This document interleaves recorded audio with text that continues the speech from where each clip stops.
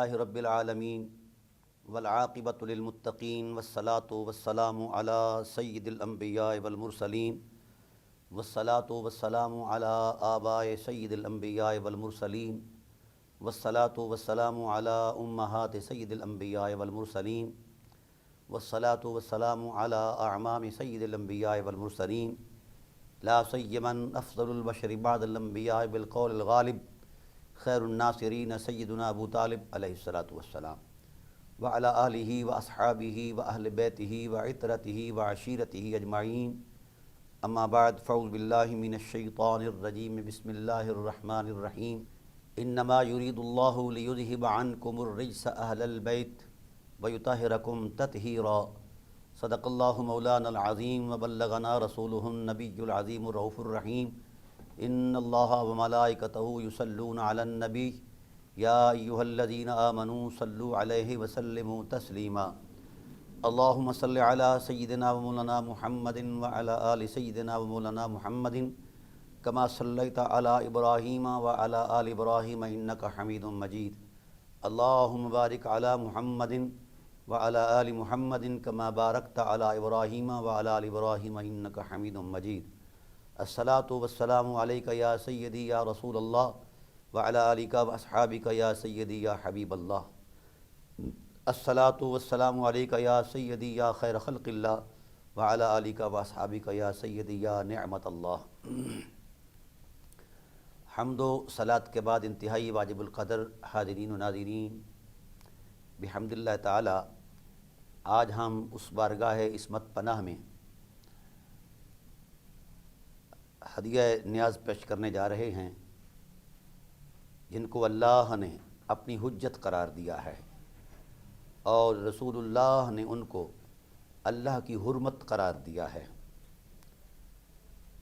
تو اس ذات والا صفات کی بارگاہ عظمت میں ان کے حضور ناز میں ہدیہ نیاز پیش کرنے کے لیے ہم آج حاضر ہیں۔ یہ بات ایک مسلم حقیقت ہے کہ ہم کہاں اور ان کی حرمت عصمت کہاں، ہم کہاں ان کا وقار عفت کہاں، ہم کہاں ان کی شان والا صفات اور ذات قدسیہ کی حرمت کہاں۔ تو جلال الدین رومی اور مولانا جامی رحمۃ اللہ تعالی علیہ نے یہ بات کہی کہ ہزار بار بشویم دہن بمشک و غلاب حلوز نام تو گفتن کمال بے ادبیس۔ رسول اللہ صلی اللہ علیہ وآلہ وسلم کا نام لینا، اس کے لیے قلب و روح اور زبان کی طہارت ضروری ہے۔ مولانا جامی فرماتے ہیں، عبد الرحمن جامی رحمۃ اللہ تعالی علیہ، کہ اگر ہزار بار بھی میں اپنے منہ کو مشک اور گلاب سے دھو لوں تو اب بھی اگر ان کا نام لوں تو یہ کمال بے ادبی ہے۔ تو اتنے بڑے عظیم الشان لوگ اس طرز ادب سے گزرے تو ہم تو خش و خاشاک بھی نہیں ایسے لوگوں کی گلیوں کا۔ تو آج ہم جس ذات کا ذکر کر رہے ہیں وہ ذات تو اس ذات کا بھی جگر ہے، بذائے رسول ہے۔ ان کی تذکرہ کرنے کے لیے ہمارے پاس قلب و روح کی طہارت، زبان، فکر، الفاظ کی لطافت کہاں سے آئے؟ بس ان کی حرمت کو تو ان کا خدا جانتا ہے اور یا رسول خدا صلی اللہ علیہ وآلہ وسلم جانتے ہیں۔ ہم اپنی حیثیت میں تو ان کے گلی کوچوں کے جو خش و خاشاک اور ذرات ہیں، ہم تو اس تقدس پر بھی نہیں پہنچ کر بات کر سکتے۔ تو ان کی ذات کی عظمت میں، عصمت میں، حرمت میں بات کرنا یہ ہماری نہ بساط ہے نہ ہم اس اہل ہیں۔ بس صرف فرط جذبات ہیں، ایمان ہے، اعتقاد ہے اور قرآن کریم کی نصوص کے تقاضے ہیں، اللہ کی مشیت کے تقاضے ہیں، رسول رحمت صلی اللہ علیہ وآلہ وسلم کے مزاج گرامی کی حرمت کے تقاضے ہیں۔ تو ہم انہی حرمتوں کو بیان کرنے کے لیے اللہ کے قرآن اور رسول اللہ صلی اللہ علیہ وآلہ وسلم کے فرمان کی عظمت میں اس ذات والا صفات کی حرمت کا تذکرہ کریں گے۔ یہ بات بڑی معروف ہے اور بچہ بچہ کائنات میں جانتا ہے کہ اس ذات والا صفات کو کسی خاص تشخص میں پیش نہیں کیا جا سکتا، کسی مخصوص تقدس میں پیش نہیں کیا جا سکتا، کسی مخصوص تکریم کے تصور میں پیش نہیں کیا جا سکتا۔ جو ذات والا صفات اللہ کی حجت ہو، اللہ کی حرمت ہو، شان الوہیت میں دلیل ہو، اس ذات کو کس تقدس میں پیش کریں، زاویہ نظر کہاں سے شروع کریں، نقطہ نظر کا آغاز کہاں سے ہو؟ تو حضرت سیدہ فاطمۃ الزہرا صلوات اللہ تعالی علیہا وہ ذات والا صفات ہیں جن کی حرمت مآب سیرت عین سیرت رسول ہے، جن کی حرمت مآب شخصیت آیات قرآن کا معانی اور مصداق ہیں، جن کے مقدس سانسوں کی حرمت اتنی بلند ہے کہ عالم ملکوت کی حوران جنت جو ہیں وہ بھی ان کی خوشبو تک نہیں پہنچ سکتی، ہم جیسے کہاں اس لائق کہ اس ذات کا تذکرہ اپنے انداز میں کر پائیں۔ تو اس لیے ہم نے سہارا لیا ہے قرآن کریم کا اور سہارا لیا ہے رسول اللہ صلی اللہ علیہ وآلہ وسلم کے فرامین کا۔ جہاں تک یہ جائزہ ہے کہ میرے پاس میرے دامن میں ان کے لیے کچھ کہنا میرے دامن میں ہے ہی نہیں، میں کیا کہوں، میری بساط ہی نہیں کہ میں کیا کہوں۔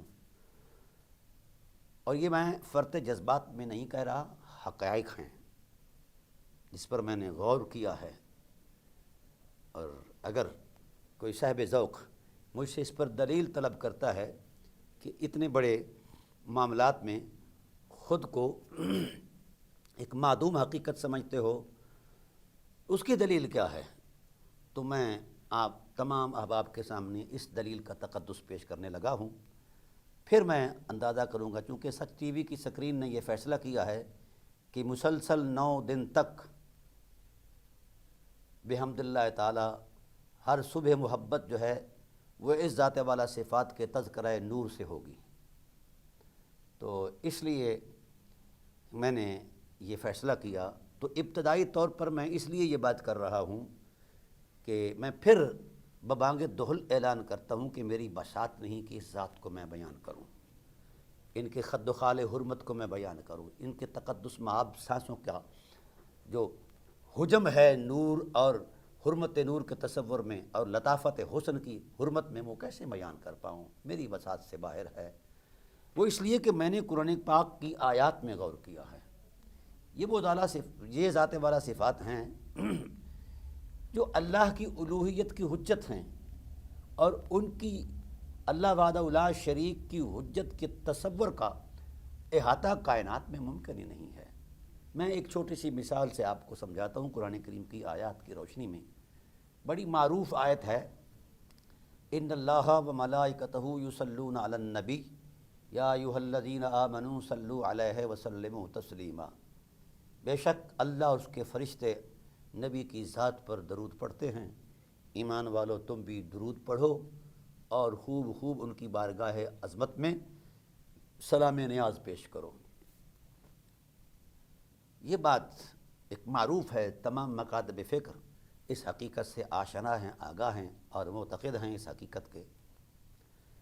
آیت کریمہ اترتی ہے، مقصود کلام الہی میں بطور نص جو حقیقت تھی یصلون علی النبی تھا، اس سے آگے کوئی اضافی جملہ نہیں تھا، لیکن چونکہ لفظ صلاۃ صحابہ کی فکر آشنا کے سامنے ایک پہلا اضافہ تھا، تو انہوں نے کہا جہاں پناہ عالم آپ کی حرمت مآب بارگاہ میں رہنے سے، ویسے تو علوم اور آداب کے ہمارے پاس ذخائر ہیں اور بڑی بڑی فکر انگیز باتیں ہیں اور بڑے بڑے افکار پر مشتمل حقائق ہیں، تو یا رسول اللہ ہم ہر چیز سے آشنا ہیں، لیکن اللہ تعالیٰ کی ذات نے صلاۃ کا تقدس بیان فرمایا ہے، ہمیں اپنی نبوت کی نگاہ سے صلاۃ کی آشنائی عطا فرما دیجیے۔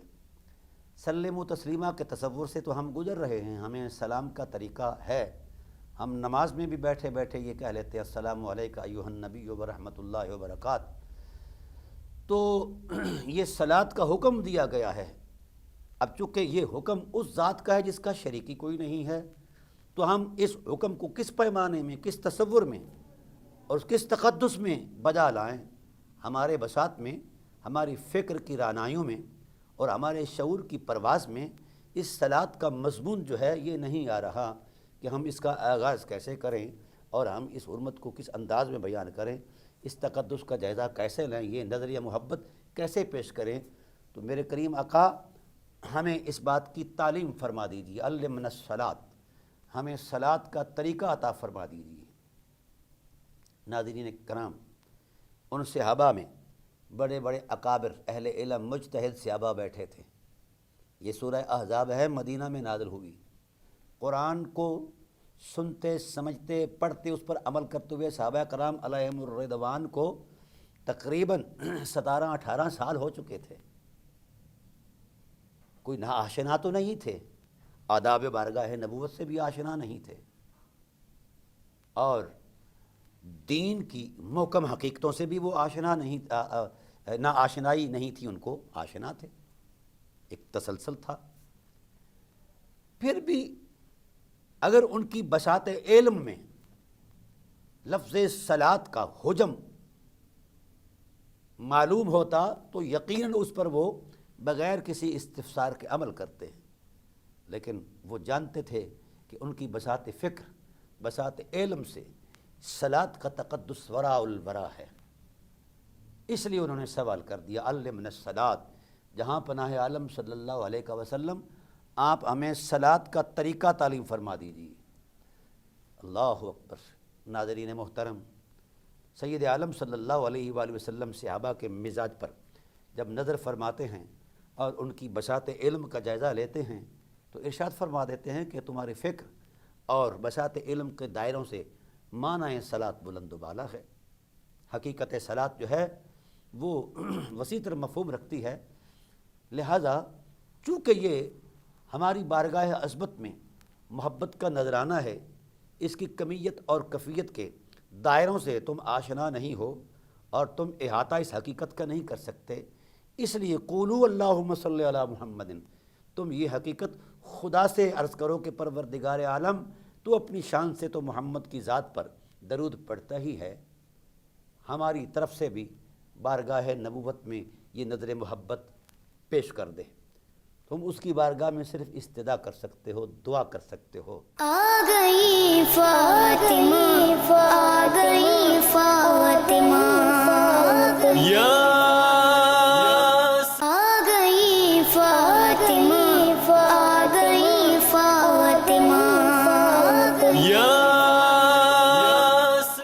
اس لیے کہ صلاۃ کے مفاہیم، صلاۃ کا منظرنامہ، صلاۃ کا روحانی حجم، صلاۃ کی آفاقائی حرمت ابھی تم پر منکشف نہیں ہوئی، ابھی تم اس سے آشنا نہیں ہو سکتے، تمہارے حدود علم یہاں نہیں پہنچ پائے، اس لیے حضور عظمت الہی میں پیش کرو اللہم صلی علی محمد وعلی آل محمد۔ میں یہاں روکنا چاہوں گا اپنے سامعین و ناظرین کو کہ قرآن کریم کے اندر جو نصاً جملہ ہے یصلون علی النبی ہے، اگر صلاۃ کا مضمون یہاں مکمل ہو جاتا تو حضور نبی کریم صلی اللہ علیہ وآلہ وسلم اس مضمون پر رک کر اتنا ہی کہہ دیتے قولوا اللہم صلی علی محمد۔ نبوی بصیرت نے غور کیا کہ مشیت الہی کے تقاضے کیا ہیں، نبوی بصیرت نے جب معنی آیت میں اتر کر غور کیا تو پھر تکمیل معنی کے لیے اپنی نبوی عظمت کے ساتھ یہ ارشاد فرمایا قولوا اللہم صلی علی محمد وعلی آل محمد۔ اللہ اکبر۔ اس کا مطلب یہ ہوا کہ صاحب وحی نے یصلون علی النبی کے معنی کی نشاندہی فرما دی ہے، تعین کر دیا ہے نبوی زبان سے۔ اللہ اکبر۔ قولوا اللہم صلی علی محمد وعلی آل محمد۔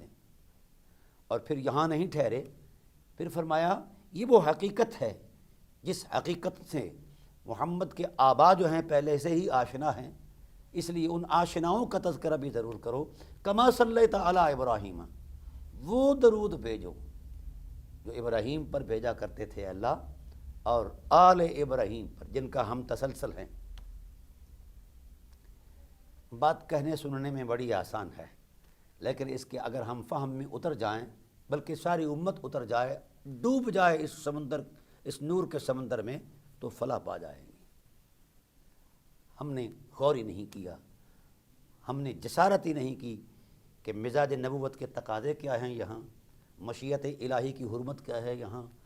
ہم صرف مذہب کی چار دیواری کے اندر اپنی فکر کا بنایا ہوا مذہب جو ہے اسی کی تراش خراش میں اپنا ذوق کا اظہار کرتے ہیں۔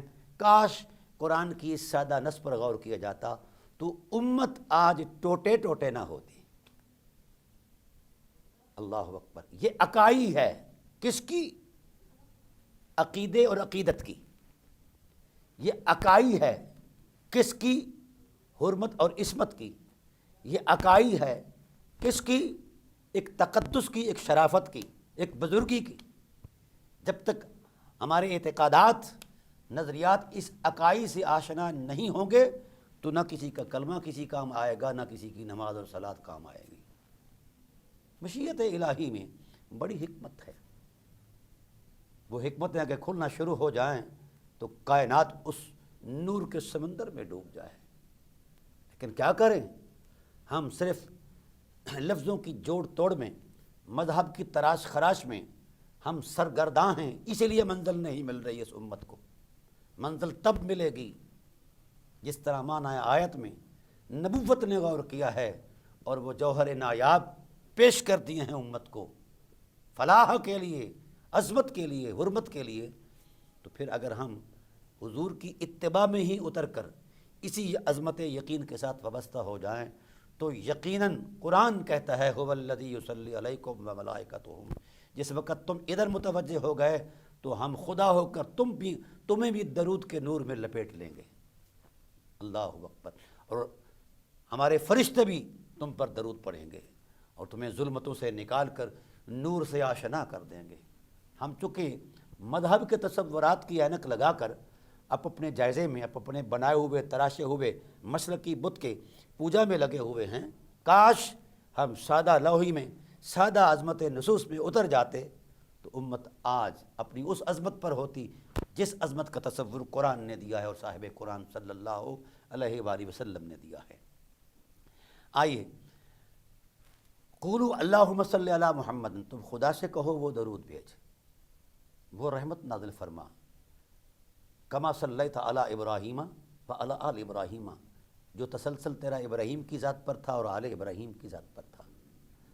اب ناظرین کرام، بڑا خوبصورت جملہ ہے قرآن پاک کا، اور رسول پاک صلی اللہ علیہ وسلم نے اس کی وضاحت بیان فرمائی، ان اللہ، اللہ اکبر، ان اللہ، بے شک بے شک بے شک، شک و شبہ سے بالا بات ہے، بلند بات ہے، اللہ کیا کرتا ہے اور اس کے فرشتے کیا کرتے ہیں؟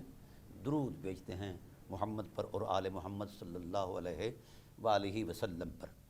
اب اس تقدس میں جب آپ غور کرتے ہیں تو یہ لفظ، یہ جملہ اپنے سینے میں بہت بڑے اسرار رکھتا ہے، بہت بڑی حکمت رکھتا ہے۔ اللہ اور اس کے فرشتے درود بھیجتے ہیں، ایمان والو تم بھی درود بھیجو۔ قولوا اللہم صلی علی محمد وعلی آل محمد کما صلیت علی ابراہیم وعلی آل ابراہیم انک حمید مجید، یقیناً تیری بزرگیاں ہیں، تو سراہا ہوا ہے، اے اللہ تو درود بھیج محمد پر اور آل محمد پر، اس انداز کا درود جس انداز کا تو ابراہیم اور آل ابراہیم پر بھیجا کرتا تھا۔ یہ سادہ سا مضمون ہے، لیکن اس مضمون میں پنہاں اور پوشیدہ وہ حقائق اور اسرار ہیں، کاش امت ان پر یقین کر لے تو امت پھر سے صدیقوں کی صف میں شامل ہو جائے، پھر سے صالحین کی امامت امت کے ہاتھ میں آ جائے۔ اب آئیے ہم تھوڑا سا اس کا علمی جائزہ لیتے ہیں، لفظ صلاۃ کے تصور میں اترتے ہیں۔ لفظ صلاۃ کو جس وقت اہل علم نے مد نظر رکھ کر اس پر غور کیا کہ اس کی صورت کیا ہے، تو پھر بہت ساری علمی اور فکری رعنائیاں دم توڑ گئیں کیونکہ کسی کے سامنے اس کا احاطہ علم موجود ہی نہیں تھا۔ تو پھر اب اپنی استغراقی حالت میں اہل علم نے اللہ کی رضا کے نور میں غوطہ زن ہو کر جب قلب و روح کی طہارت کو پیش کیا اس معنی کے اخذ کے لیے، تو اللہ نے ان اہل علم پر اللہ نے اس کے معنی کا القاء کیا، حسب استطاعت کیا، جس کے دامن میں جتنی استطاعت تھی اس دامن کے اعتبار سے اللہ نے وہ معنی القاء کیا۔ صحیح بخاری کے اندر یہ بات موجود ہے، انہوں نے امام ابو العالیہ سے ان کا قول نقل کیا ہے لفظ صلاۃ کے ٹائٹل میں۔ وہ فرماتے ہیں کہ یصلون کا معنی ہے، صلاۃ کا معنی ہے اے عظم شانہ، اللہ ذات محمد صلی اللہ علیہ وآلہ وسلم کی عظمت اور شان کو اپنی الوہی زبان سے بیان کرتا ہے، اپنی لطافت نور کی حرمت میں بیان کرتا ہے، اپنے محبوب کی حرمت حسن کو اور حرمت لطافت کو۔ عظمتیں عطا کی ہوئی عظمتوں کو اللہ بیان کرتا ہے یا عطا کر کے پھر بیان کرتا ہے۔ یہ بات بالکل قابل فہم ہے کہ الحمد کی الف سے لے کر والناس کے سین تک سارا قرآن اس معنی صلاۃ کے تصور میں بطور تائید کھڑا ہوا ہے۔ اے شداں مداں تے زبراں زیراں سب شان نبی وچ آئیاں، عامہ لوگاں خبر نہ کائی تے خاصاں رمزاں پائیاں۔ الحمد کی الف سے لے کر والناس کے سین تک سارا قرآن اسی حقیقت کا گواہ ہے، جس کی نشاندہی صاحب بخاری علیہ رحمہ کے تصور میں امام ابو العالیہ کر گئے۔ اس میں کوئی شک نہیں کہ ایسا مقام ہے۔ ہر ایک شخص نے غوطہ زن ہو کر معنی کو تلاش کیا۔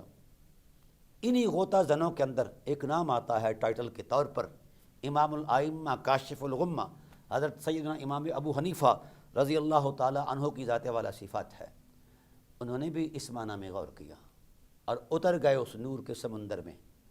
جب قلب و روح میں طہارت کا نور ابلنے لگا، اچھلنے لگا اور ٹھاٹھیں مارنے لگا، تو عظمت الہی سے یہ آواز آئی کہ ابو حنیفہ، یہ القاء ہوئے کلمات کہ ابو حنیفہ تیرے من میں بڑی سچائی ہے، تو محمد اور آل محمد سے بڑا پیار کرتا ہے، ہم تجھ پر القاء کرتے ہیں اس حوالے کو۔ تو وہ یہ ہوا، تو ان پر جو القاء ہوا وہ یہ ہے کہ وَهُوَ الْإِعْتِنَاءُ بِشَانِهِ النَّبِيِّ يَا أَيُّهَا الَّذِينَ آمَنُوا اعْتِنُوا بِشَانِهِ النَّبِيِّ صلی اللہ علیہ وآلہ وسلم۔ یہ ہمارے اصول کی ساری کتابوں میں یہ جملہ لکھا ہے۔ اللہ اپنی پوری شان و شوکت کے ساتھ، پوری چاہت اور محبت کی عظمت کے ساتھ، پورے ولولۂ ذوق کے ساتھ، اپنی الوہی شان کے مطابق حسن محمد سے حسن محمد پر متوجہ رہتا ہے۔ اعتنا کا معنی ہے متوجہ رہنا، اور کیسے متوجہ رہتا ہے؟ لا تأخذہ سنۃ ولا نوم، اس توجہ کی عظمت میں کبھی وہ غافل نہیں ہوا، اسے تو کبھی اونگی نہیں آئی، نیند کیسے آ پائے؟ وہ تو سانسوں کے تصور سے تسلسل سے بھی پاک ہے، وہ لمحات کے تسلسل سے بھی پاک ہے، وہ وقت کے دورانیوں سے بھی پاک ہے، اینا اور کہاں کے تصورات سے بھی پاک ہے، اینا متا کے تصورات سے بھی پاک ہے۔ تو وہ اپنی شان کے ساتھ حسن محمد میں کھویا ہوا ہے، اور حسن محمد نقطہ ارتکاز ہے ذات وحدہ لا شریک کی نگاہوں کا۔ اب یہ بات میں سادہ لفظوں میں سمجھا رہا ہوں آپ کو۔ جب یہاں تک یہ بات آئی کہ اللہ اعتنا کرتا ہے، متوجہ رہتا ہے، اب متوجہ رہ کر ایسا تو کوئی نہیں کوئی شخص آئینے میں اپنی صورت کو دیکھے اور صرف چپ رہے، کہیں نہ کہیں آئینے میں صورت کے خد و خال کے تصور کے ذوق کی حرمت جو ہے اس کے ذہن میں ایک انقلاب پیدا کر دے گی کہ یہ یہاں ہے، یہ ہے وغیرہ۔ تو کیا اللہ خاموش رہا؟ اب اگر امام ابو العالیہ اور امام ابو حنیفہ علیہ رحمہ کے اس القاء کا تصور ملایا جائے مطابقت کی صورت میں، تو ابو العالیہ کہتے ہیں اے عظمہ، اللہ حضور کی عظمتوں کو بیان کرتا ہے، اور پھر امام ابو حنیفہ علیہ رحمہ کے قول کے ساتھ مطابقت کی صورت یہ ہے کہ اللہ متوجہ بھی رہتا ہے اور پھر خاموش نہیں رہتا، اللہ اس حسن لطافت کو الوہی زبان سے اپنی شان کے مطابق بیان کرتا ہے۔ اے ایمان والو صلو علیہ، آ جاؤ تم بھی اسی عظمت میں لگ جاؤ۔ تو حضور نے جب دیکھا اپنی امت کو کہ وہ اس کی بساط سے باہر ہے تو پھر یہ تعلیم دی کہ قولوا اللہم صلی علی، اللہ سے یہ بات کہو کہ وہ محمد اور آل محمد پر درود بھیجے۔ اب یہ بات ظاہر آپ کے من میں یہ اتر گئی ہوگی، ہم تھوڑا سا آگے چلتے ہیں۔ جب یہاں یہ طے ہوا کہ اللہ اعتنا کرتا ہے، متوجہ ہوتا ہے اپنی شان الوہیت کے ساتھ، اور شان محمد کی عظمت اور حرمت کو بیان کرتا رہتا ہے، اور قرآن کریم کا قاعدہ ہے وَلَلْآخِرَةُ خَيْرٌ لَكَ مِنَ الْأُولَىٰ، ایسا نہیں ہے کہ ایک لمحے ایک شان بیان ہو، ہر لمحے نئی شان بیان ہوتی ہے۔ اس پر قرآن کریم کی نصوص بھی بیان اپنا گواہ ہیں۔ وَمَا تَكُونُ فِي شَان وَمَا تَتْلُو مِنْهُ مِنَ الْقُرْآنِ وَمَا تَعْمَلُونَ مِنْ عَمَلٍ إِلَّا كُنَّا عَلَيْكُمْ شُهُودًا، میرے حبیب تو کروٹ بدلتے ہو تو بھی تیری شان کا ایک نیا اظہار ہے، آنکھیں بند کرتے ہو تو بھی تیری شان کا ایک تقدس ہے، کھولتے ہو ہر لمحہ حیات تیری نئی شان کا نقیب ہے، ہر لمحہ حیات۔ تو ہم تو ارتکاز نگاہ کے تصور میں اس اعتناء عظمت کی صورت میں تیری عظمتوں اور شانوں کو بیان کر رہے ہیں۔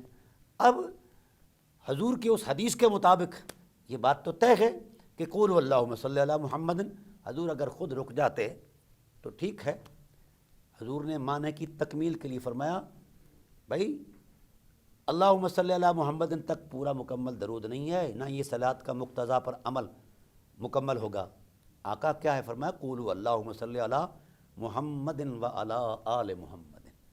اب صلاۃ مکمل ہے، ذات محمد کے ساتھ اجزائے ذات محمد کا تذکرہ ضروری قرار دیا گیا۔ آ گئی فاطمہ، آ گئی فاطمہ، یا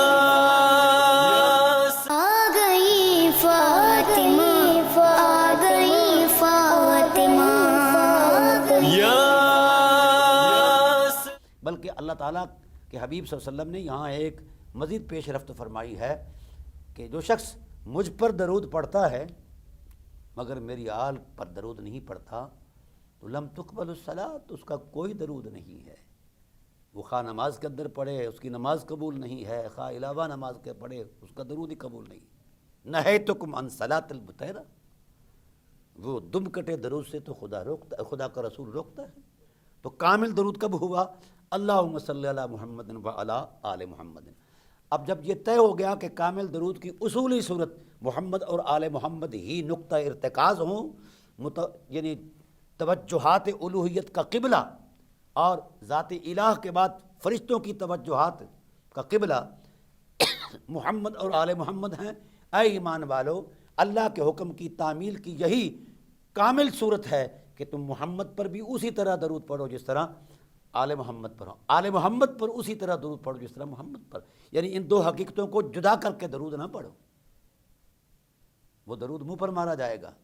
پڑھنا ہے تو چونکہ دونوں حقیقتوں کا ٹائٹل الگ سے ہے مگر ذات ایک ہے، کیونکہ بذائے رسول کو ذات رسول سے کیسے جدا کیا جا سکتا ہے۔ اب میں بات کو مزید تھوڑا سا آگے لے جا کر سمجھانا چاہتا ہوں کہ جب یہاں تک بات آ گئی محمد اور آل محمد پر اعتراء خدا کرتا ہے، فرشتے کرتے ہیں، اور ایمان والو تم بھی اسی عظمت میں لگ جاؤ، خود میں تو تمہاری بساط نہیں ہے، خدا سے کہو کہ تمہارے حصے کا بھی وہی کرتا رہے یہ کام، کیونکہ وہ جانتا ہے ان حقائق کی حرمت کو اور وسعت حسن محمد کے سارے دائروں کو وہی جانتا ہے، اور آل محمد کے تقدس کی حرمت کا ادراک اور اس کا احاطہ صرف ذات حق کر سکتی ہے، کائنات میں کسی کی بساط نہیں ہے کہ وہ احاطہ کر پائیں۔ یاران محترم، یہاں یہ بات ایک لفظی اعتبار تھا، آئیے ہم ذرا دلیل کے تقدس میں آگے بڑھنا چاہتے ہیں۔ جب یہ طے ہوا کہ اللہ اعتنا کرتا ہے، متوجہ رہتا ہے محمد اور آل محمد کے محاسن فطرت پر اور ان کی الوہی زبان سے شانیں بیان کرتا ہے، اللہ اکبر، پھر اس میں ایک خاص علمی اشارہ اور رنگ ہے ایک خاص محبت کا۔ یہاں اس جملے میں دو جملوں کا تقدس ہے۔ عربی زبان کے اندر جملہ جو فعل سے شروع ہوتا ہے اس کو جملہ فعلیہ کہا جاتا ہے، جو اسم یا کسی کے نام سے شروع ہوتا ہے اس کو اسمیہ کہا جاتا ہے۔ اور پھر ان دونوں جملوں کی سینے میں چھپا ہوا ایک راز ہے، ان کی خصوصیت ہے۔ اس جملہ جو فعلیہ ہے اس کا معنی، اس کا جو خاصہ ہے، طبی اس میں اس کے سینے میں چھپی ہوئی جو حقیقت ہے وہ یہ ہے کہ تجدد اور تحدث اس کا خاصہ ہے، یعنی فعل میں نکھرا پن، انوکھا پن، ہر لمحے نئے طرز ذوق اور طرز عظمت میں اس کو پیش کی جاتا ہے۔ تجدد اور تحدث، نئی بات، نکھری ہوئی بات، ستھری بات۔ اللہ وحدہ لا شریک اپنی شان الوہیت کی جو اس کے ہاں مسلم شفافیت ہے، اس عظمت کے ساتھ ہر لمحے نئی شان بیان کرتا ہے محمد کی اور آل محمد کی۔ اور پھر اس جملے کو لفظ انا لگا کے اسمیہ بھی کر دیا۔ یہ جملہ اسمیہ کی علامت ہے انا، حرف مشبہ بالفعل کی عظمت میں۔ تو جملہ اسمیہ کا خاصہ جو ہے وہ ہے تسلسل اور استمرار، یعنی کسی عمل کا مسلسل کرنا، درمیان میں رکنا نہیں ہے، رکاوٹ نہیں ہے، سانس لینا بھی نہیں ہے، دیگر دوسری کسی قسم کی حرکات و سکنات کی طرف متوجہ ہونا نہیں ہے۔ اب بڑی صاف بات آ گئی، نص قرآن کے ضمن میں، سینہ قرآن میں یہ حقیقت موجود ہے۔ فرمایا اللہ اپنے الوہی تسلسل کے ساتھ، اللہ اکبر، کیا شان ہے اس کے الوہی تسلسل کی۔ اللہ جس عمل میں مسلسل مصروف عمل ہے اپنی شایان شان، اللہ جس کام کو کرتے ہوئے نہ اونگتا ہے، نہ سوتا ہے، نہ سانس لیتا ہے، ان عوارض فطرت سے وہ پاک ہے کیونکہ ان کا وہ خالق ہے۔ اس لیے اپنی ان عظمتوں اور بلندیوں کے باوجود ان کے ساتھ ایک عمل تسلسل کے ساتھ کر رہا ہے، محمد اور آل محمد پر نگاہیں ٹکائے ہوئے ہے اور ان کی عظمت و شان کو بیان کر رہا ہے۔ اللہ اکبر، پھر ہر لمحے نئی شان بیان کر رہا ہے۔ یہ میں خیال آرائی سے تو بات کرنا میرے لیے ویسے ہی مناسب نہیں ہے، یہ نص کے اندر یہ ساری حقیقتیں موجود ہیں اور اہل علم اس کو اچھی طرح جانتے ہیں۔ گویا اللہ تعالیٰ کی ذات محمد اور آل محمد پر مسلسل نگاہیں لگائے ہوئے ہے اور مسلسل ہر لمحے نئی شان بیان کرتا ہے، نیا تقدس بیان کرتا ہے، نئی حرمت بیان کرتا ہے، نئی لطافت بیان کرتا ہے، نئی شرافت بیان کرتا ہے، نئی عظمت بیان کرتا ہے، نئی فضیلت بیان کرتا ہے، نئی افضلیت بیان کرتا ہے، نیا مقام بیان کرتا ہے۔ اب جب سے وہ الہ ہے، یہاں تو جب اب کے دائرے بھی غلط ہیں کیونکہ وہ ازلی ہے اور ابدی ہے، تو گویا یہ عمل اس کے ازلی ارادے میں موجود، اس کی مشیت کے تمام تصورات میں، حکمتوں میں، اس کا پہلا نقطہ آغاز یہ ہے، ورنہ نشاندہی کر دیتا کہ پہلے یہ ہوا، پھر یہ ہوا، پھر وہ ہوا۔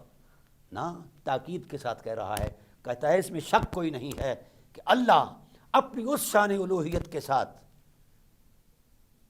اور اپنی اس ازلی تقدس کے ساتھ محمد اور آل محمد پر درود پڑھ رہا ہے، ان کی شانوں میں متوجہ ہے اور ان حرمتوں کو بیان کر رہا ہے اور سلسلہ وار بیان کر رہا ہے۔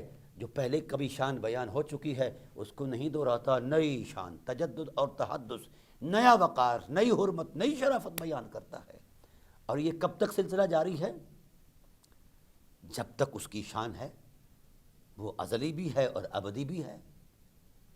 تو بھائی میں یہاں ہاتھ جوڑ کر عرض کروں گا اہل علم سے، جن نفوس قدسیہ کی حرمت کو خدا ازل سے لے کر ابد تک بیان کر رہا ہے اور ابھی تک ان کی تکمیل نہیں ہوئی، یہ بات بڑی اہم ہے، ابھی تک ان کا حدود اربع مکمل نہیں ہوا۔ اگر ہو جاتا تو اللہ تعالیٰ نص کے ضمن میں کوئی اشارہ دے دیتا کہ ہاں یہاں تک رک جاؤ بھائی، ان کا وقار، ان کی شرافت، ان کی حرمت یہاں تک ہے، اس سے آگے کچھ نہیں ہے۔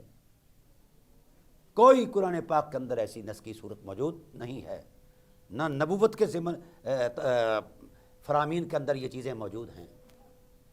جب نہ شان مشیت الہی میں اس کے لیے کوئی حد بندی کا تصور دیا گیا ہے، اور نہ ہی تعلیمات نبوت میں سارے ٹائم پیریڈ جو ہے نبوت کا، اس میں کہیں بھی حد بندی، کہیں اس حد بندی کا تصور تو کا امکان ہی کوئی نہیں ہے۔ کہیں کوئی نص ایسا اشارہ نہیں کر رہی کہ ان کی شان یہاں سے شروع ہوتی ہے اور یہاں تک تکمیل پذیر ہو جاتی ہے، اور اس کا اتنا حدود اربع ہے، اس کا اتنا بڑا حجم ہے۔ کہیں کوئی ایک دلیل بھی کائنات کے کسی صاحب علم کو نہیں ملے گی، نہ قرآن میں ملے گی، نہ حدیث میں ملے گی۔ اب فقیر نے جو ابتدائیے میں یہ بات کہی تھی کہ یہ بات میری بساط سے باہر ہے کہ میں بضائے رسول کی حرمت کو بیان کروں، بضائے رسول کے تقدس کو بیان کروں، اجزائے وجود نبوت کی حرمت کو بیان کروں، حسنین کریمین کی شرافت کو بیان کروں، مولا مرتضیٰ کے تقدس کو بیان کروں، اور سیدہ کائنات محسنہ عالمین مخزنہ شریعت ان کے تقدس کو بیان کروں؟ نہیں کر سکتا۔ جب خدا نے خدا ہو کر لکیر نہیں کھینچی کہ یہاں سے یہاں تک ان کا مرتبہ ہے، رسول نے رسول ہو کر لکیر نہیں کھینچی کہ اس سے آگے ان کا کچھ نہیں ہے، بس یہاں تک ہے۔ حالانکہ جانتا ہے خدا، ایسا تو نہیں کہ ان کا وقار اور ان کی حرمت خدا کے احاطہ علم سے باہر ہے، نعوذ باللہ، ایسا تو ہے ہی نہیں۔ خدا تو علیم بذات الصدور سے لے کر عالم الغیب، ساری حقیقتوں کا وہ مالک ہے۔ تو پھر یہ کیسے کہا جا سکتا ہے کہ اس کا علم جو ہے وہ محیط نہیں ہے؟ یحیطون بشیء من علمہ، کائنات کی ہر چیز کا، ہر عظمت کا، ہر جغرافی کا، ہر وسعت کا اندازہ اس کے علم میں وہ محیط ہے، کائنات محاط ہے۔ تو اگر یہ نفوس قدسیہ اسی کائنات کے تصور میں پیش کیے جا سکتے تھے تو قرآن میں کہیں ان کا تصور آ جاتا، حدود اربع کا تعین ہو جاتا، اور نبوت کا علم جو ہے وہ خدا کی طرف سے آیا ہوا ہے کائنات میں۔ قرآن کہتا ہے وَمَا مِنْ غَائِبَةٍ فِي السَّمَاءِ وَالْأَرْضِ إِلَّا فِي كِتَابٍ مُبِينٍ، میرے حبیب تیرے دامن علم میں اتنی بڑی حقیقتیں ہیں، کائنات کی کوئی غیب اور کوئی حاضر ایسی حقیقت نہیں جو تیرے قلب منور میں پوشیدہ نہیں ہے۔ تو بھئی جب یہ شہادتیں قرآن کریم کی موجود ہیں، یہ نصوص ہیں، فکر نہیں ہے، تو میں سوال کرنا چاہوں گا اہل علم کی بارگاہ میں کہ آئیے، جہاں خدا خاموش، رسول خاموش، ہمیں کس نے حق دیا ہے کہ ہم درجہ بندی کر کے ترازو کریں ان حرمتوں کا، اور ان کے ساتھ جو غیر اہل بیت ہیں ان کا مفاضلہ کریں اور کہیں کہ فلاں فلاں سے افضل ہے، فلاں ان سے افضل ہے، جو ان کو افضل نہیں مانتا وہ فلاں ہے، فلاں ہے، فلاں ہے، دال ہے وہ دل ہے۔ یہ بناوٹی تصورات ہیں، ان کے پیچھے کوئی علم نہیں ہے، نہ کوئی نص موجود ہے، نہ کوئی حقیقت موجود ہے۔ اس لیے بڑا ضروری ہے کہ ان نفوس قدسیہ کو، بالخصوص حضرت زہرا پاک سے، لوگوں اس انداز میں محبت کرو جس انداز کا قرآن نے حکم دیا ہے اور صاحب قرآن صلی اللہ علیہ وآلہ وسلم نے حکم دیا ہے۔ ان کا ترازو حرام ہے، بنتا ہی نہیں، بس میں کائنات کے اندر ان کے لیے ترازو بنا ہی نہیں ہے۔ صاحب علم جتنے بھی ہیں شرق سے لے کر غرب تک جمع ہو جائیں اور جستجو کر کے مجھے بتائیں کسی نص قطعی کے تصور میں اور کسی دلیل شرعی کے تصور میں کہ وہ ان کے مرتبہ حرمت کا احاطہ کر پائے ہیں اور ان کا ترازو کر رہے ہیں، تو فقیر رجوع کرے گا اسی سکرین پر بیٹھ کر۔ نصوص قرآن ان تعینات کے تصورات کو توڑ رہی ہیں۔ یہ مذہبی افکار ان حرمتوں کے ساتھ مد مقابل قرآن کے نصوص کے مقابل کوئی حیثیت نہیں رکھتے، ان کا کوئی مقام نہیں ہے۔ اس لیے میں نے معذرت کرتے ہوئے کہا تھا کہ میں اس اہل نہیں کہ اس ذات کو میں بیان کروں جس کو بیان کرتے ہوئے خدا ذوالجلال کو اتنا عرصہ لگ گیا، رسول خدا صلی اللہ علیہ وسلم کو عرصہ لگ گیا، اور ان کے حدود اربع کا تعین نہ خدا نے کیا ہے نہ رسول خدا نے کیا ہے۔ تو بھائی جب اللہ اپنی مشیت میں تعین کا تصور اور ارادہ نہیں رکھتا رسول اپنی نبوت کے پورے ٹائم پیریڈ کے اندر اس طرح کی لکیر نہیں کھینچتے، تو ہمیں کس نے حق دیا ہے کہ ہم حضرت زہرا پاک کے معاملے میں کہاں سے شروع کریں اور کہاں جا کر اختتام کریں؟ اس لیے کائنات کا علم، کائنات کے عالم بے بس ہیں، ان کے بس کی بات ہی نہیں ہے کہ وہ اس حرمت کا احاطہ کر پائیں اور پھر مذہبی افکار کے اندر اس تصور میں ان کو بیان کرے، ایسا نہیں۔ اسی لیے میں نے کہا تھا کہ بھائی ہم تو اس یہ بساط رکھتے ہی نہیں ہیں، اور ہماری نہ فکر اتنی بلند ہے، نہ سوچ، نہ مطالعہ اور نہ حدود علم اس قابل ہیں کہ ہم ان کے قدمین رحمت سے لگنے والی خاک کے کسی ذرے کے تصور میں اتر کر بھی اس کی حرمت کو بیان کر پائیں۔ نہیں، ہم صرف فرامین رسالت کے اندر انشاءاللہ العزیز اس عظمت کو بیان کریں گے اور فرامین خدائے ذوالجلال کی روشنی میں ان کو بیان کریں گے، کیونکہ خدا جانتا ہے یا مصطفیٰ جانتے ہیں، کائنات میں اور کوئی نہیں جانتا۔ جو جاننے کا دعویٰ کرتا ہے وہ اس وقت بھی جھوٹا ہے اور آج بھی جھوٹا ہے۔ اس لیے میں گزارش کروں گا، لوٹ آؤ اس پیغام عظمت کی طرف جو خدائے ذوالجلال نے دیا ہے اور رسول خدا نے دیا ہے۔ ہم انشاءاللہ العزیز اس حرمت کا آغاز کر رہے ہیں، انشاءاللہ العزیز آہستہ آہستہ آگے جا کر جہاں تک توفیق میسر آئی ہم بیان کریں گے۔